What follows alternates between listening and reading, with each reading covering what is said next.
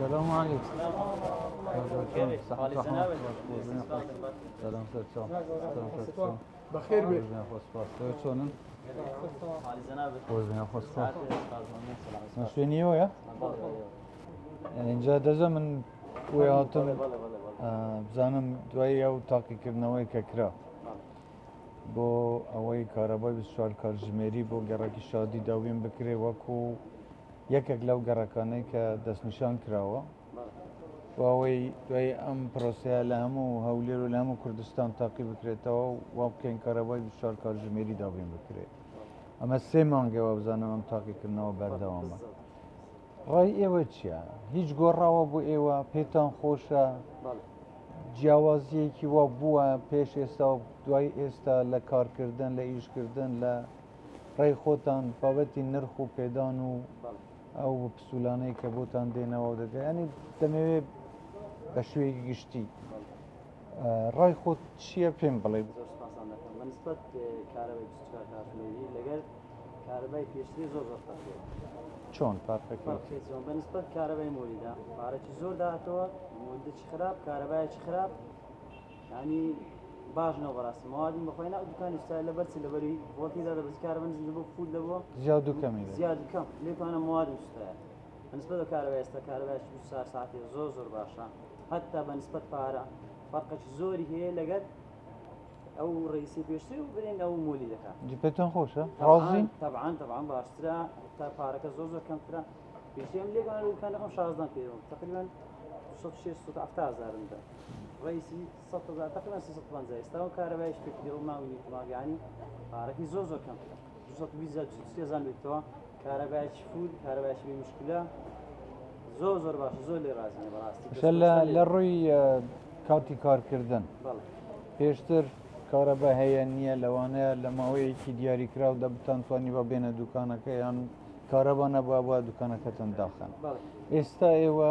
زیاتر ئازاد نین لەوەی کە هەر وەختێ بتانەوێ بێنە ئێرە یان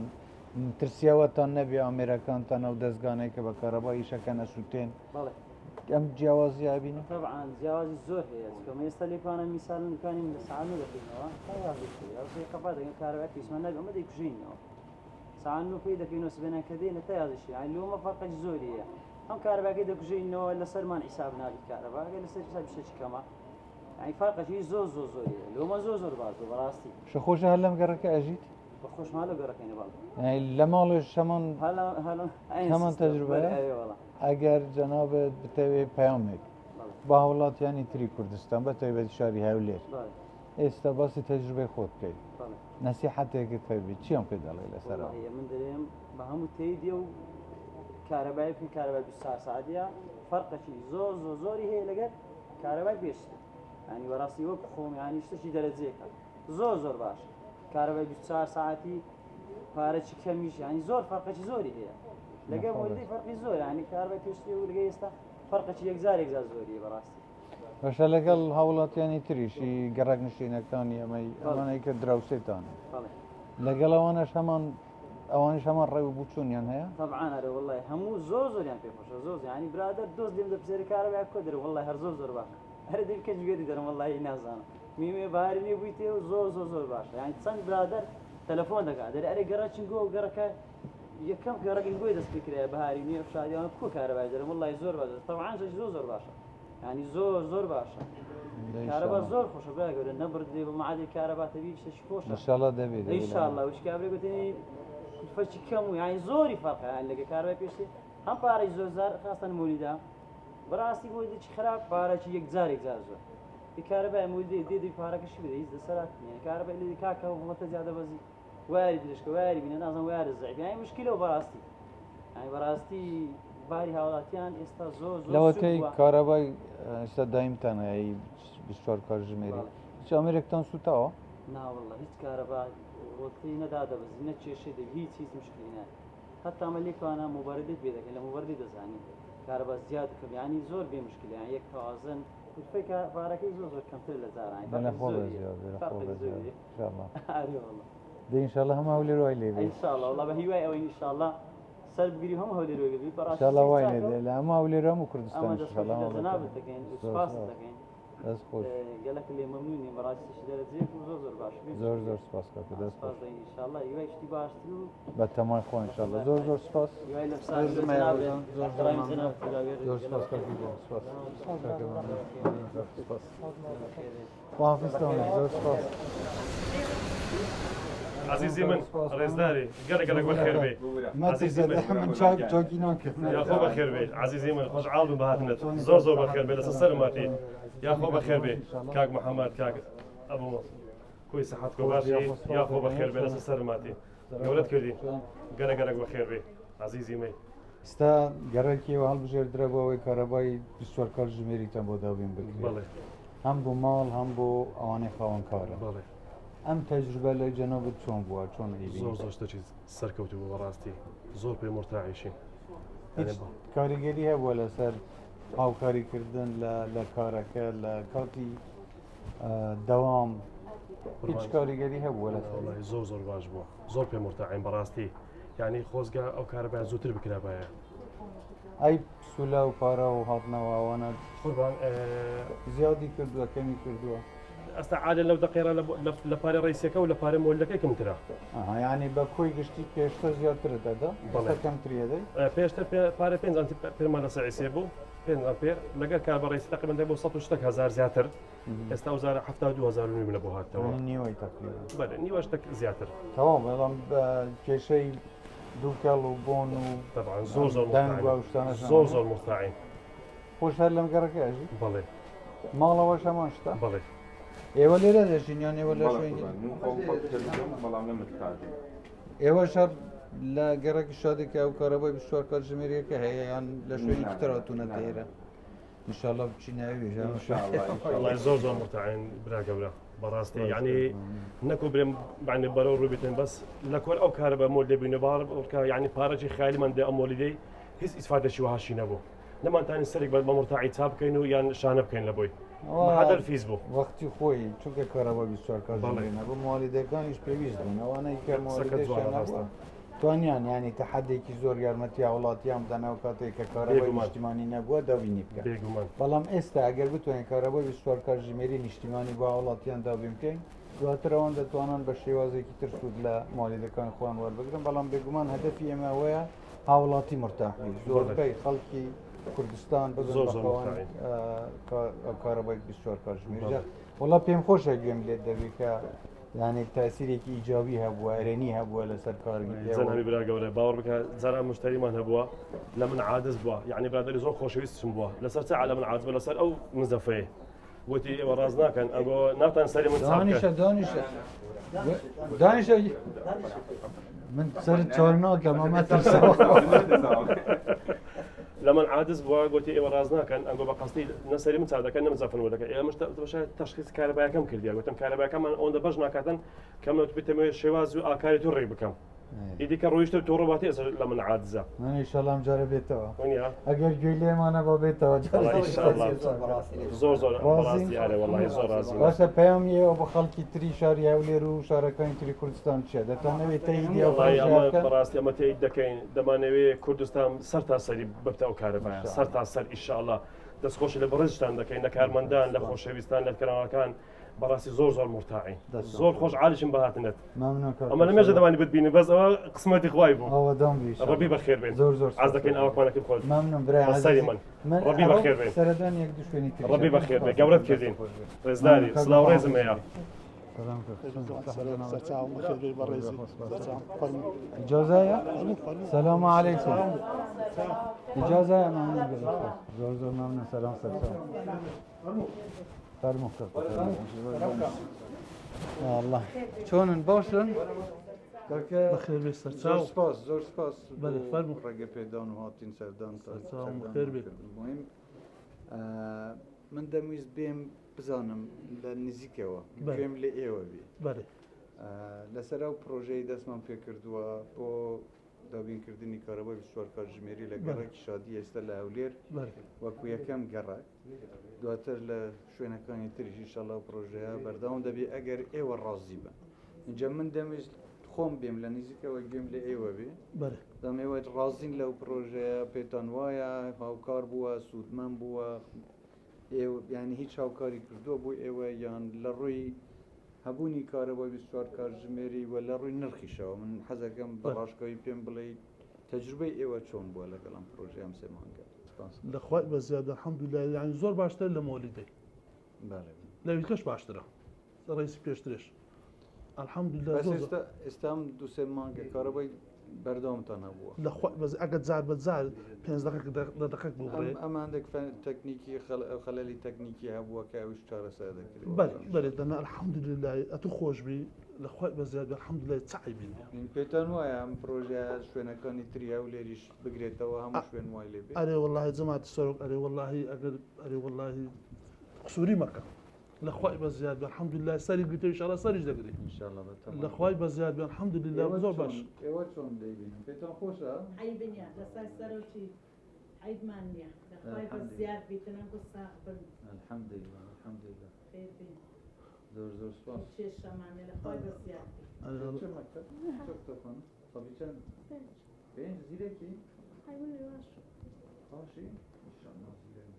بەس ئەوەندە سعرەکە لە وسول بی یعنی زۆر نەبی چۆنە ئەوەی تا ئێستا هاتووە زیاتریان کەمترە لە جۆرە ئەرێ وەڵا باشترە چکە مۆلیدە مانجێ 45-50 هزارم دەدا 6 هزارم دەدا هەندێکیشی دەدا بە حکوومەت تقریبا شمی دە 20 هزارشم ڕێسی ئەمە چەند 6 هزار ئێستا چەند ئێستا وەڵی ئەوە جارێک 15 دا جارێک 33 دایە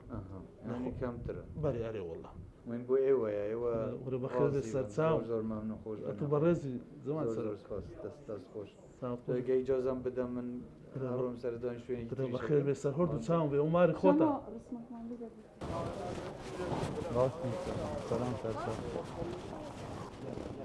سلام عليكم شلونك خوش اجازه يا تفهموا يا الله سلام عليكم سلام يلا سلام سلام يا الله خوش بن يا خوش شلون صحة احوالك باش جماعة من سباستان خوش بن يا اخوة والله حزم که بهم سردان تام که همزانم دوای اوی که او پروژه 24 کارژمێری دەست پێکرا گەڕێکی شادی هەڵ بژێردرا والله بەڕاستی مرتاح بووین ڕاز هەر بووە هاتووم بزانم ئێوە ڕازین پێتان خۆشە والله ئەوەندە باش حتى دەیوەسە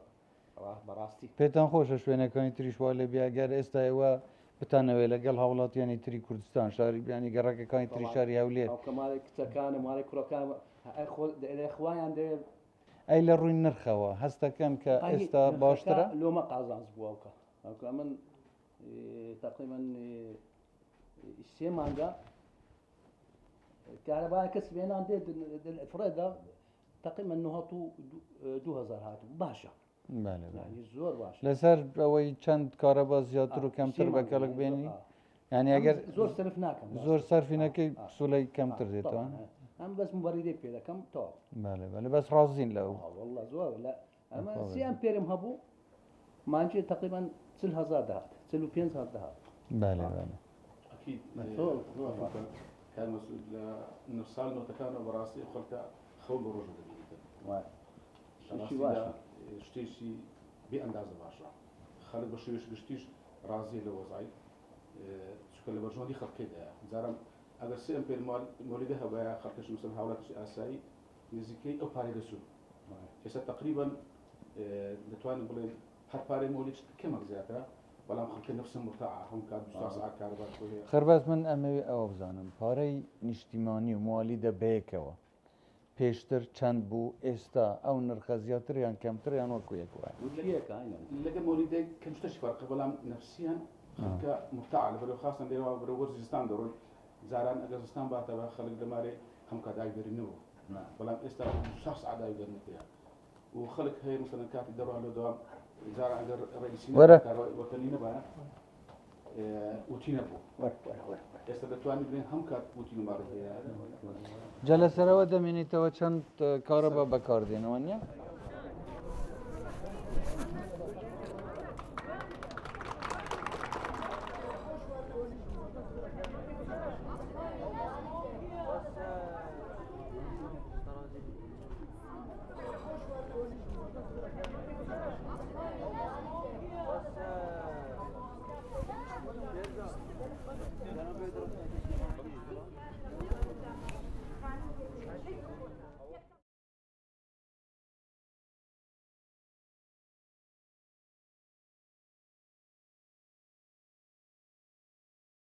چەند شادینە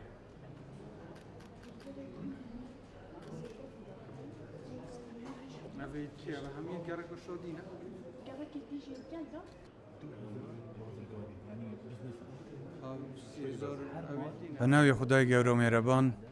هاوڵاتیانی خۆشەویست ئەمڕۆ لێرەم بۆ ڕاگەیاندنی پرۆژەی ڕۆناکی کە یەکێکە لە گرنگترین پرۆژەکانی خزمەتگوزاری بۆ هاوڵاتیانی خۆشەویستی کوردستان ئەویش دابینکردنی کارەبای 24 کاتژمێریە بۆ سەرتاسەری کوردستان تا کۆتایی ساڵی 2026. پێش 3 مانگ بۆ تاقیکردنەوەی ئەم پرۆژەیە گەڕێکی شادی لە هەولێر هەڵبژێردرا کە بزانین تا چەند ئەو پرۆژە سەرکەوتوو دەبێت. لە سەردانم بۆ ئێرە من سەردانی چەند ماڵێکم کرد و خاوەنکارم کرد. هەم خاوەنکارەکان هەم خاوەن ماڵەکان زۆر ڕازی بوون لەسەر ئەوەی کە کارەبای 24 کاتژمێری نیشتیمانی بۆیان دابین کراوە و لێرە جێخۆیەتی من سپاسی خاوەن والیدەکەم بکەم لەو کاتەی کە کارەبای 24 کاتژمێری نەبووە یارمەتی هاوڵاتیانیان داوە بۆ دابینکردنی ئەو فەراغەی کە هەبووە. بەڵام لەمە دووە بە دابینکردنی کارەبای 24 کاتژمێری هەدەف ئەوەیە ئامانج ئەوەیە کە هاوڵاتی سوودمەندی سەرەکی بێت و زۆربەی هاوڵاتیانی کوردستان سوودمەند دەبن لە کارەبای 24 کاتژمێری. هەر بۆ ئەوەش خاوەن والیدەکان تا ماوەیەک هاوکار دەبن پشتیوان دەبن تا سەرخستنی ئەم پرۆژەیە. بەڵام ئەو شوێنانەی کە کارەبای 24 کاتژمێریان بۆ دابین دەکرێ هەموو پاڵپشتی لەسەر احتیماد لەسەر کارەبای 24 کاتژمێری نیشتیمانی دەبێت. لێرە دەمەوێت ئەوەش باس بکەم کە جگە لە گەڕێکی شادی کە وەکو یەکەم گەڕێک لە هەولێر پێشنیار کرا گەڕێکی ناسنازیش سبەینێ دەبێتە 24 کاتژمێری وەکو بەشی دووهەمی ئەم پرۆژەیە و دوای ئەوە گەڕێکی بەختیاری ئەمانە لە نۆران کە لە هەولێر لە شاری هەولێر وردە ئەم گەڕەکانە ئەبن بە کارەبای 24 کاتژمێری و ئامانج ئەوەیە هەموو کوردستان بە شاری هەولێر و شارەکانی تر و پارێزگاکانی تریش بکرێن بە کارەبای 24 کاتژمێری. هاوتەریب لەگەڵەوەی لە هەولێر دەکرێ بەرنامەی ئەم پرۆژە ئەوەیە لە شارەکانی تری وەکو سلەیمانی و دهۆک و پارێزگاکانی تر ئیدارە سەربەخۆکانی تر دیسان ئەم کارەبای 24 کاتژمێریە دابین بکرێت. ئێستا بۆ چەند گەڕێکێک لە شاری سلەیمانی دەستنیشان کراون و داوا لە دەستهڵاتی خۆجێیی کراوە هاوکار بن ڕێکارەکان بگرنە بەر بۆ ئەوەی ئەم پرۆژەیە لەوێش دەست بەکار بێ و ئەم گەڕەکانە دەستنیشان کراون وەکو ئەزمموی یەکەم تاقیکردنەوەی یەکەم لە شاری سلەیمانیش بکەوێتە کار. بە هەمان شێوە لە شاری دهۆک و شارەکانی تری کوردستانیش دەخرێنە بەرنامە کە هەموو کوردستان بەیەکەوە لە ماوەی 2 ساڵی داهاتوو ئینشاءڵڵا کارەبای 24 کاتژمێریان هەبێ. هیوادارم ئەم پرۆژە گەورە گرنگە خزمەتگوزاریە بکەوێتە خزمەتی هەموو هاوڵاتیانی کوردستان و ئەوەی لای من گرنگە ئەوەی لە حکوومەت یارێم گرنگە ئەمەیەکە هاوڵاتی ڕازی بن. من خۆم زۆر خوشحاڵ بووم ئەمڕۆ کە گوێم لە هاوڵاتیان بوو و ئەوان باسی خۆیان دەکرد کە تا چەند ڕازین لە ئەم پرۆژەیە و جیاوازی ئێستا و پێشتر کە بۆیان باسکردم بە حقیقەت جێی دڵخۆشی من و هی هاوڵاتیانیش بووە. لەبەرەوە هیوادارم ئەم پرۆژەیە بە زووترین کات جێبەجێ بکرێ دەستخۆشی لە بەڕێوەبەران و جێبەجێکارانی ئەم پرۆژەیە دەکەم هیوادارم سەرکەوتوو بن و ئێمەش بتوانین بەردەوام بین لە خزمەتکردنی هەموو هاوڵاتیان بەبێ فەرق و جیاوازی لە سەراسەری کوردستان هەر سەرکەوتوو بن ئینشەڵڵا و پرۆژەیەش وەکو پرۆژەکانی تر سەرکەوتوو دەبێ و لە خزمەتی هاوڵاتیانی کوردستان دەبێت. دەست خۆش.